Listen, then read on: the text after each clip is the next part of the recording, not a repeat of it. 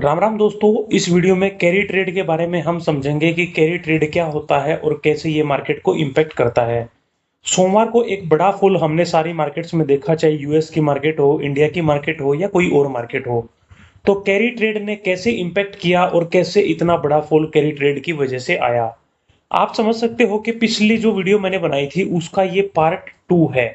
पिछली वीडियो में मैंने आपको सारी चीजें समझाई थी कि जापान में क्या सिचुएशन है, इन्फ्लेशन और इंटरेस्ट रेट के बारे में बताया था, और कैसे कैसे इन्फ्लेशन इंटरेस्ट रेट का रिलेशन चलता है और उनका क्या इम्पैक्ट होता है। तो वो वीडियो आपने नहीं देखी है तो आप वो वीडियो जाके देख सकते हो। अगर वो वीडियो आपने समझी हुई है तो फिर ये चीजें आपको इजीली समझ में आ जाएंगी। देखो कैरी ट्रेड क्या है। पिछली वीडियो में मैंने आपको बताया था कि जापान में जो इंटरेस्ट रेट है वो लगभग 0% के आसपास था। 2011 से 2016 के बीच में इंटरेस्ट रेट वहां पे 0% था। बैंक में आपने एफडी करवाई 100 रुपए की तो 5 साल बाद आपको 100 ही रुपए मिलेंगे, कोई ब्याज नहीं मिलेगा। 2016 के बाद ये -0.1% हो गया था। अगर आपने 100 रुपए बाजार में, उसमें बाजार में बोल रहा हूँ कि बैंक में डाले, तो वो आपके कुछ कम मिलेंगे पैसे, पूरे 100 भी नहीं मिलेंगे। तो इंटरेस्ट रेट की ये सिचुएशन वहां पे थी। ऐसा क्यों था? क्योंकि वहां पे महंगाई बिल्कुल नहीं थी, इन्फ्लेशन इन्फ्लेशन बिल्कुल कांस्टेंट था। तो इसलिए जो बाजार भी मैंने आपको चार्ट में दिखा के समझाया था, तो वो सारा आपने समझ ही लिया है। तो वहां पे क्या था कि इंटरेस्ट रेट 0% होने की वजह से जो एफआईआई है, फॉरेन इन्वेस्टर हैं, वो क्या करते थे कि जापान से पैसा लिया। जापान की करेंसी है येन, ये यहां पे आप देख सकते हो। जापान से येन बोरो किया, यानी उधार लिया। इंटरेस्ट उस पर कोई चुकाना ही नहीं है क्योंकि 0% है। और उसको कन्वर्ट करवा के किसी दूसरे बाजार में इन्वेस्ट कर दिया। जैसे मान लो यूएस में इन्वेस्ट कर दिया, या मान लो इंडिया में इन्वेस्ट कर दिया, रुपये में कन्वर्ट करवा के। अब मान लो यहां पे आके उन्होंने एफडी भी करवा दी, तो भी आपको पता है 6 से 7% ब्याज मिलेगा। और वहां पे ब्याज उनको क्या देना है? 0%। तो ये बीच में 6 से 7% उन्होंने कमा लिया। जैसे एक वो आड़ती का काम होता है ना, आड़ती क्या करता है, एक साइड से कुछ भी फसल लेता है और दूसरी साइड से उस फसल को बेच देता है। यानी उसका काम होता है इधर उधर करना। तो इनका काम भी क्या है कि वहां से पैसा लिया और कहीं और इन्वेस्ट कर दिया। जैसे बैंक क्या करता है, बैंक भी कैरी ट्रेड करता है। मैंने बैंक में एफडी करवाई, बैंक ने मेरे को 6% इंटरेस्ट रेट दिया।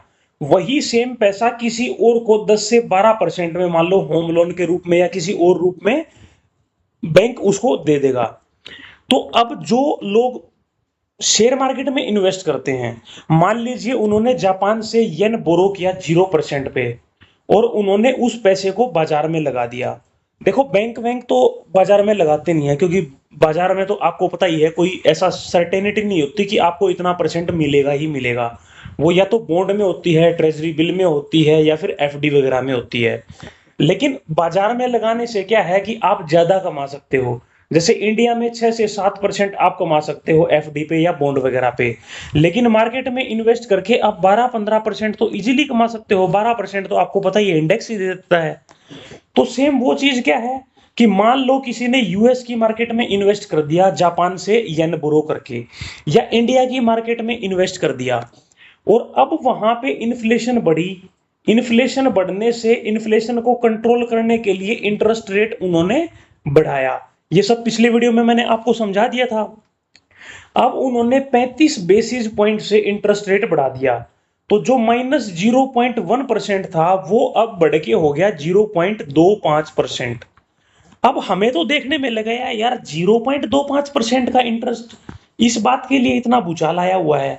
लेकिन सोचो, जहां पे इंटरेस्ट 0.1% या 0% ही रहा है पिछले 30-35 साल में, और वहां पे 0.25% आ गया, तो कह रहे हैं कि वहां पे तो मान लो अर्थक्वेक आ गया हो जैसे। ठीक है, तो ऐसी सिचुएशन है।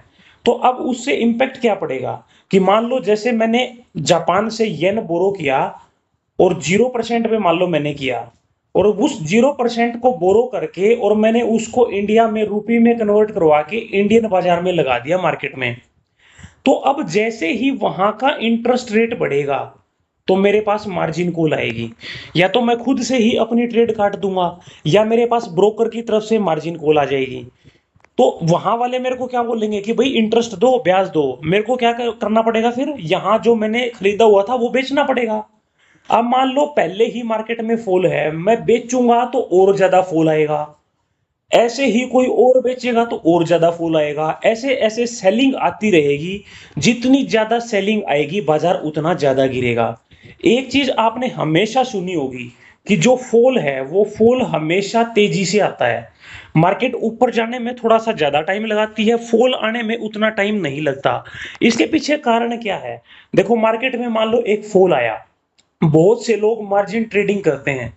ठीक है, मार्जिन ट्रेडिंग आपको पता ही होगा, नहीं पता है तो किसी और वीडियो में हम समझेंगे।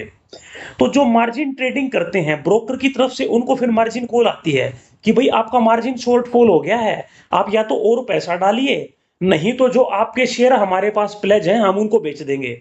अब जिसके पास पैसा नहीं है, पैसा होता तो वो मार्जिन पे क्यों लेता? ऑब्वियस सी बात है, उसके पास तो पैसा नहीं है। अब पैसा नहीं है तो वो क्या बोलेगा कि भाई मेरा जो माल है उसको बेच दो। अब जो प्लेज शेयर थे ब्रोकर उसको बेचेगा। अब बेचेगा तो और फॉल आएगा, और फॉल आएगा तो जिनका मार्जिन कॉल नहीं आया था उनका भी मार्जिन कॉल आएगा, फिर उनके शेयर बिकेंगे। तो ऐसे सेलिंग पे सेलिंग आती रहती है, इसीलिए फॉल हमेशा मार्केट में तेजी से देखने को मिलता है। तो सेम यही हुआ येन कैरी ट्रेड। ठीक है, जिन लोगों ने जापान में येन बोरो किया हुआ था कि वहां पे इंटरेस्ट रेट 0 है या -0.1 है, और इस पैसे को हम यूएस में या इंडिया में कहीं पे भी सेफली इन्वेस्ट करके 3-4%, 5%, 6% तक भी कमा सकते हैं। अब वहां पे इंटरेस्ट रेट उनको बढ़ाना पड़ गया क्योंकि महंगाई वहां पे कंट्रोल नहीं हो रही थी, और उनकी करेंसी है वो लगातार खराब होती जा रही थी। खराब का मतलब क्या है कि वो लगातार डेप्रिशिएट होती जा रही थी। तो अब इंटरेस्ट रेट वहां पे बढ़ने से अब लोगों को अपना माल बेचना पड़ गया, अपनी ट्रेड काटनी पड़ेगी। ठीक है, तो ये सारा सिस्टम था जिसकी वजह से ज्यादा फॉल आया। ठीक है, तो ये था दोस्तों पिछली वीडियो का एक कंटिन्यूएशन या पार्ट 2 समझ लो। उम्मीद करता हूं कि आपको समझ में आया होगा। फिर भी आपका कोई डाउट है तो कमेंट सेक्शन में पूछना। मिलते हैं नेक्स्ट वीडियो में। Thank you.